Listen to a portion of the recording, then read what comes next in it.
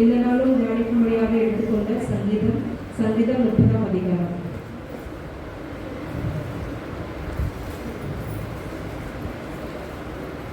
சங்கீதம் 30 1 வரை நம்ம எல்லாரும் சேர்ந்து வாசிக்கலாமா? 1 வரை எடுத்தவங்களாம் கைத்துக்குங்க. சங்கீதம் 30ஆம் அதிகாரம். யாரெல்லாம் பைபிள் கொண்டு வந்திருக்கீங்க?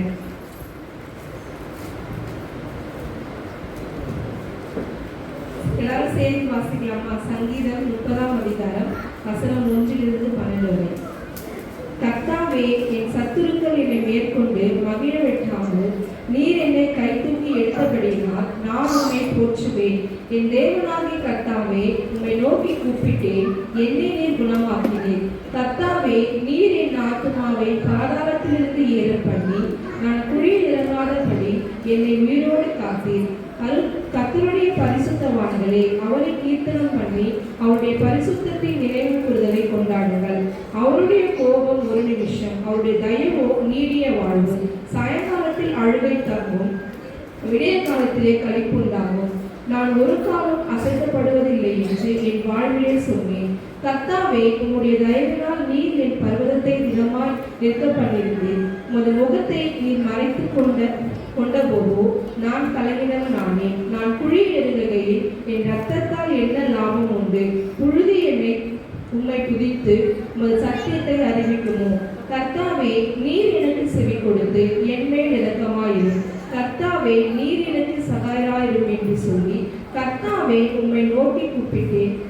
கர்த்தரை நோக்கி கெஞ்சினேன். என் புலம்பலை ஆனந்த களிப்பாக மாற பண்ணினேன். என் மகிமை அமர்ந்திராமல் உம்மை கீர்த்தனம் பண்ணும்படியாக நீர் என் இரட்டை கலைத்து போட்டு மகிழ்ச்சியிலும் கட்டினால் என்னை இடை கட்டினேன். என் தேவனாகிய கர்த்தாவே, உம்மை என்றென்றைக்கும் துதிப்பேன்.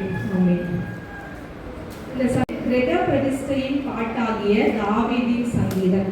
இந்த பாட்டை தாவீது எந்த சூழ்நிலை எழுதினார்னா 2 சாமுவேல் 5:11, 2 சாமுவேல் 7:1. தாவீது தனக்கென்று ஒரு வீடு கட்டி அதில் குடியேறி கர்த்தரை கெஞ்சி இந்த பாட்டை அந்த சூழ்நிலையில அந்த பாட்டை பாடினாரு. இந்த சங்கீதத்துக்கு நம்ம என்ன தலைப்பு கொடுக்கலாம்னா, தாவீதுடைய வாழ்க்கையில நிறைய எதிர்மறையான சூழ்நிலைகள், நிறைய மனுஷரால ஒரு சத்துருக்களால நெருக்கப்படும் பொழுது அவருடைய வாழ்க்கையில நிறைய எதிர்மறையான சூழ்நிலைகள் அவருடைய வாழ்க்கையில வந்துச்சு. அந்த வாழ்க்கையில அந்த எதிர்மறையான சூழ்நிலையில தேவன் அவர் ஜெபித்ததால தேவன் அவரோடு கூட இருந்து செய்த நன்மையை குறித்து நன்றி சொல்கிற பாடலாக தான் தாவீது இந்த பாட்டை எழுதினார். ஃபர்ஸ்ட் 3 வசனத்துல தாவீது ஜெபித்து அவரு தேவனுக்கு நன்றி சொல்கிற வசனத்தை தான் ஃபர்ஸ்ட் 3 வசனங்கள் எழுதியிருக்காரு. அதில் ஃபர்ஸ்ட் வசனம் பார்த்தீங்கன்னா, கர்த்தாவே, என் சத்துருக்கள் என்னை மேற்கொண்டு மகிழ்வட்டாமல் நீர் என்னை கைதூக்கி எடுத்தபடினா நான் உம்மை போற்றுவேன். இந்த ஜபத்தை தாவீது இதே சங்கீதத்துல இன்னொரு அதிகாரத்துல பண்ணியிருக்காரு. அந்த ஜபம் பண்ணி அதுக்கான அற்புதம் நடந்ததால் தான் இந்த சங்கீதத்துல இதை நன்றி நிறைந்த உள்ளத்தோடு இந்த முதல் வசனத்தை எழுதியிருக்காரு. அது எங்கன்னு பார்க்கலாம். சங்கீதம் 6ஆம் அதிகாரம்,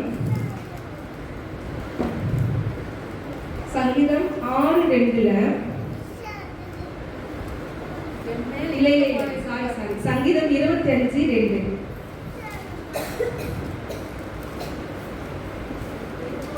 என் தேவனே, உம்மை நம்பியிருக்கிறேன். நான் வெட்கப்பட்டு போகாதபடி செய்யும். என் சத்துருக்கள் என்னை மேற்கொண்டு மகிழ விடாதேன்னு சொல்லிட்டு இந்த பிரேயர் இங்க பண்றாரு. இந்த பிரேயர் இங்க பண்றதுக்கான பதில் தான் சங்கீதம் 30 அதிகாரத்துல அவர் என்ன பண்றாரு? நன்றி நிறைந்த உள்ளத்தோடு இந்த 30:1 எழுதியிருக்காரு. இந்த 30:1 ஏசப்பா என்ன பண்றாருன்னா, தாவீதை ஃபர்ஸ்ட் கை தூக்கி எடுக்கிறாரு. நம்ம சில டைம்ல மனிதர்களால நிறைய நம்ம ஒரு விஷயத்த மனிதர்கள் நம்மளுக்கு இது செய்வாங்க. நம்ம இப்போ எக்ஸாம்பிள் ஒருத்தர்கிட்ட காசு கேட்டிருந்தோம், நாளைக்கு அவங்க தந்துருவாங்கன்னு சொல்லிட்டு ரொம்ப மனுஷரை நம்ம நம்பியிருப்போம். அந்த சூழ்நிலையில என்ன பண்ணுவாங்க, அவங்க கடைசி நிமிஷத்துல எங்ககிட்ட இல்லை அப்படின்னு சொல்லிட்டு அவங்க என்ன பண்ணுவாங்க, நம்மள கை கழுவிடுவாங்க. அந்த கை கழுவுற நிமிஷத்துல கூட நம்ம கர்த்தர்கிட்ட பிரேயர் பண்ணும்போது கர்த்தர் நம்ம என்ன பண்ணுவாருன்னா கை தூக்கி எடுப்பார். அதுதான் இந்த வசனம். 2ஆவது வசனம் என் தேவனாகிய கர்த்தாவே, உம்மை நோக்கி கூப்பிட்டு நீர் என்னை குணமாக்கினீர். தாவீது அவருடைய எல்லா பலவீனத்திலையும் தேவனை நோக்கி கூப்பிடும் பொழுது தேவன் என்ன பண்றாரு, அவரை குணமாக்குறார். சரீரத்துல மாத்திரம் தேவன் வந்து தாவீதை குணமாக்கல, அவருடைய ஆத்மாவிலும் சரி, அவருடைய ஆவியிலும் சரி, அவருடைய சரீரத்திலும் தேவன் என்ன பண்றாரு, தாவீதை குணமாக்குறார். நம்மளும் நம்ம பலவீனத்தோடு இருக்கும் பொழுது, நம்ம ஏசப்பா கிட்ட கேட்கும் பொழுது, இப்போ குணம்னா என்னது, நம்மளுக்கு ஃபீவர் வந்துச்சு அதுல இருந்து குணம் தராரு அப்படி இல்லை. சில மனுஷங்க வந்து வார்த்தையால காயப்பட்டிருப்பாங்க. அப்ப நம்ம என்ன பண்ணுவோம், ரொம்ப டிப்ரெஷன் ஆயிடும். அந்த சமயத்துல கூட தேவனை நோக்கி நம்ம கூப்பிடும் பொழுது தேவன் என்ன பண்ணுவாரு, நம்முடைய மனபாரங்கள் வேதனையில இருந்து நம்மளுக்கு என்ன பண்ணுவாரு, குணம் தருவார். இந்த ஜபம் வந்து சங்கீதம் 6:2 இருக்கு.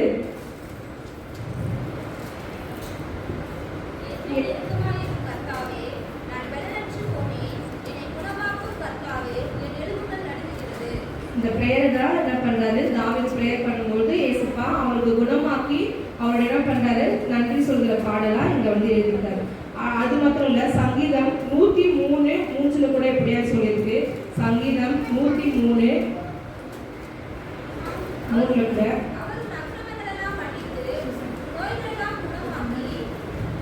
அவர் என்ன பண்ணாரா, நம்ம குணமற்றும் ஆக்கல, நம்மளுடைய அக்கிரங்கள் பாவங்கள் எல்லாத்தையும் மன்னித்து அதுல இருந்து நம்மளுக்கு என்ன பண்றாரு, குணத்தை தருகிறாரு.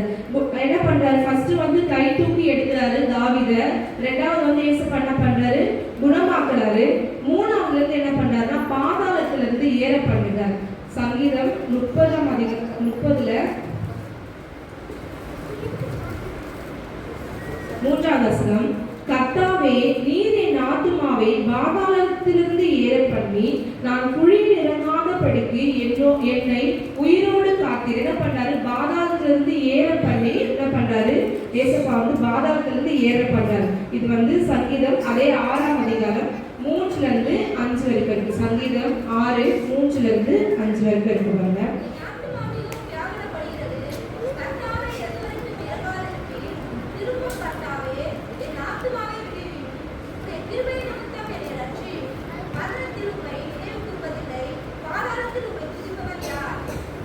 என்ன பண்றாரு, இந்த வசனம் வந்து இதே 30:8 கூட இருக்கு.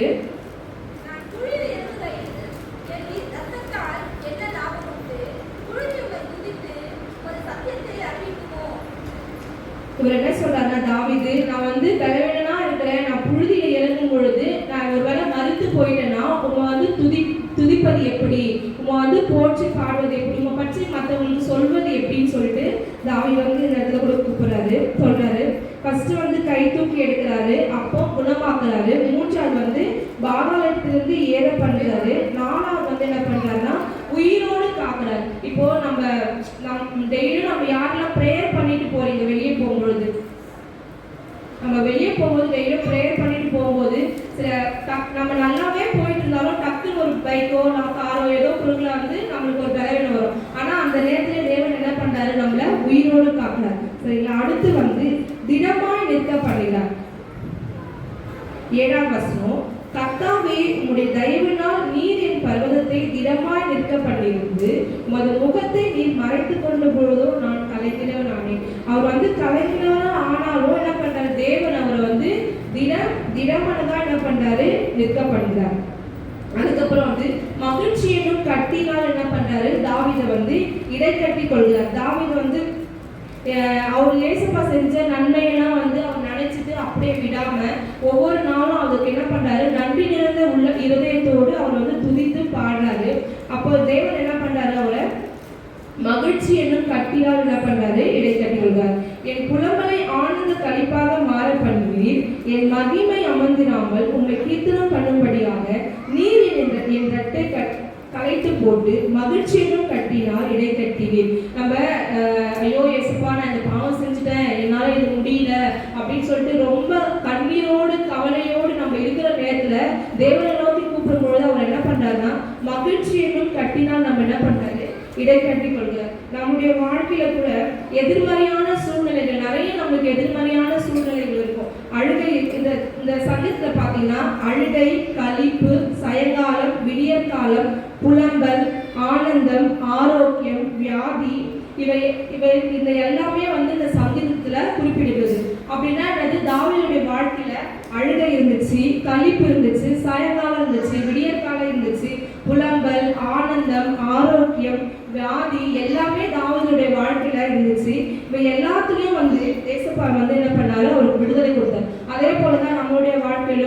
இருக்கு, களிப்பு இருக்கு, சாயங்காலம் வருது, காலையில வருது, புலம்பல் இருக்குது, ஆனந்தம் இருக்குது, ஆரோக்கியம், வியாதி, இவை எல்லாமே என்ன பண்ணுது, நம்மளுடைய வாழ்க்கையில என்ன பண்ணுதுன்னா மாறி மாறி வருது. இப்போ நம்ம கொஞ்ச நேரம் சேடா இருப்போம், அப்புறம் சந்தோஷமா இருப்போம், நம்மளுக்கு கொஞ்சம் வியாதி வரும், அப்புறம் பலன் இருக்கும். அந்த மாதிரி நம்மளுடைய வாழ்க்கையிலும் எல்லா காரியங்களும் என்ன பண்ணுதுன்னா எதிர்மறையான சூழ்நிலையில நம்மளுக்கும் மாறி மாறி வருகிறது. இந்த மாறி மாறி வருகிற உலகத்துல நம்ம என்ன பண்ணோம், மாறாத தேவனாகிய இயேசுப்பாவை மாத்திரம் நம்ம நம்பி ஜெபிக்கும் பொழுது இயேசுப்பா நமக்கு என்ன பண்றாருன்னா பாதுகாப்பு கொடுக்குறாரு, இடைக்கட்டி கொள்கிறாரு, நம்மளை சீர்படுத்தி நம்ம என்ன பண்றாரா எல்லா பாதாளத்துல இருந்து என்ன பண்றாரு நம்மள என்ன பண்றாரு கை தூக்கி எடுத்து அந்த பாதாளத்துல இருந்து நம்ம என்ன பண்றாரு ஏற பண்ணுகிறார். நம்ம சூழ்நிலைகளை பார்க்க வேண்டாம், மனுஷங்களை பார்க்க வேண்டாம், காலங்களையும் பார்க்க வேண்டாம், மாறி மாறி இந்த வருகிற காலங்களையும் பார்க்காம தேவனை மாத்திரம் நம்ம பார்க்கும் பொழுது, மாறாத தேவன், அவர் யாருன்னா மாறாத தேவனை மாத்திரம் நம்ம பார்க்கும் பொழுது தாவீது அவருடைய எல்லா காரியத்திலையும் இயேசுப்பாவை மாத்திரம் தான் முன் வச்சு அவர் என்ன பண்ணாரு ஜெபித்து ஜெயம் பெற்றார். நம்மளும் நம்மளுடைய வாழ்க்கையில ஜெபித்து ஜெயம் பெறும் பொழுது இந்த காரியங்கள் எல்லாமே என்ன பண்ணுவாரு இயேசுப்பா நம்மளுக்கும் கொடுப்பார். கை தூக்கி எடுப்பார், நம்மளை குணமாக்குவார், நம்மளை பாதாளத்திலிருந்து ஏற பண்ணுவார், உயிரோடு காப்பார், திடனாய் நிற்க பண்ணுவார், மகிழ்ச்சி என்னும் கட்டினால் என்ன பண்ணுவாரு இறை கேட்பார். நாமளும் நம்முடைய வாழ்க்கையில ஒவ்வொரு நாளும் தாவீதை போல கர்த்தரை மாத்திரம் முன்வைத்து ஜெபிக்கும் பொழுது இவை எல்லா காரியங்களும் நம்மளுக்கும் செயல்படாகும். கர்த்தர் தாவீதை ஆசீர்வதிப்பார்.